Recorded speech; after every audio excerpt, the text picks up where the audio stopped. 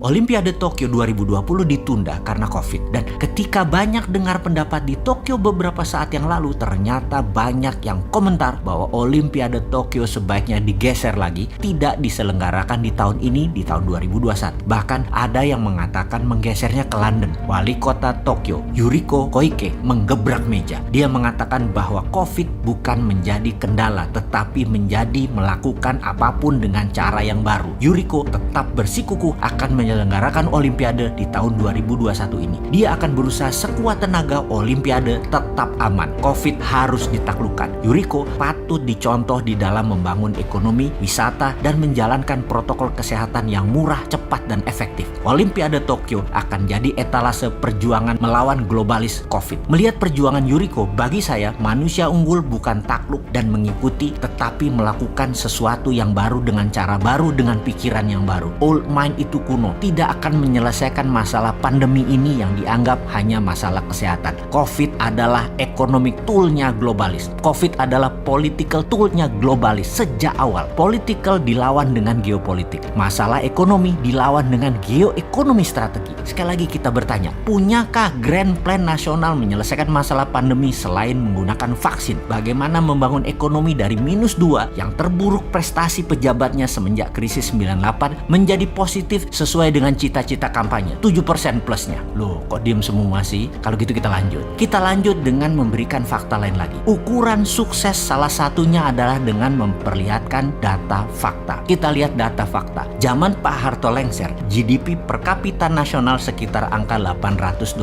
per kapita. Lalu 3 presiden, Pak Habibie, Gus Dur, dan Ibu Megawati. Dari angka 800 naik ke $1.200 per kapita, alias naik 50%-an dengan 3 presiden. Lalu zaman Pak SBY dari $1.200 ke $3.700 atau naik sekitar 220% dalam 10 tahun. Dan 6 tahun terakhir ini dari angka $3.700 ke $4.100 atau sekitar naiknya hanya 20%. Apakah ini prestasi? Ini nanya lo ya, jangan nyolot. Gua takut deh lu pada galak fans pemuja ini, serem gua. Nah, nanya aja kenapa hanya 20% dalam 6 tahun. Jangan dibilang nyinyir ya, maaf ya. Gila nih, galak-galak bener nih fansnya. Padahal nanya fakta lo ya ini ya. Sekali lagi, lalu apa solusinya? Nah, kalau kita pejabat pasti bukan gaya old mind, bukan gaya mereka yang menjabat sekarang yang sangat tidak up to date dengan teknologi, tidak update dengan digital, tidak paham langkah globalis, masih dalam cengkraman oligarki, dan tidak punya strategi mengalahkan negara besar Tiongkok dan Amerika selain manut menjadi bagian dari kepentingan negara besar karena diplomasi lemah sekali. Memang tidak terlihat secara nyata saat ini, namun 6 tahun naiknya 20% itu menurut banyak pengamat ekonomi adalah rapot merah. Jadi kalau nanti di tahun 2024 siapapun yang akan menjabat menjadi orang nomor 1 di negeri kita ini, dipastikan kalau mereka adalah pejabat saat ini, mereka bukan orang berprestasi sesungguhnya. Jadi silahkan Anda tetap memilih mereka karena kesukaan atas citra kesederhanaannya atau citra baiknya, silahkan. Gak apa-apa juga sih, tapi jangan harap kita bisa menjadi berdaulat, punya produk yang mendominasi tingkat dunia, disegani negara lain, paspor hijau milik kita di mana-mana dihormati. Jangan harap old mind gitu loh, gak akan merubah. Ya kayak gini-gini aja. Jadi solusinya ala Mardigu Nation tuh bagaimana? Kita melihat uang beredar yang 6.000 triliun itu dibandingkan dengan GDP nasional, ternyata hanya sekitar 38%-an. Kita lihat Jepang, Korea Selatan, angkanya mendekati 100%. Jadi dalam Mardigu Nation yang dilakukan adalah mencetak 6.000 triliun uang baru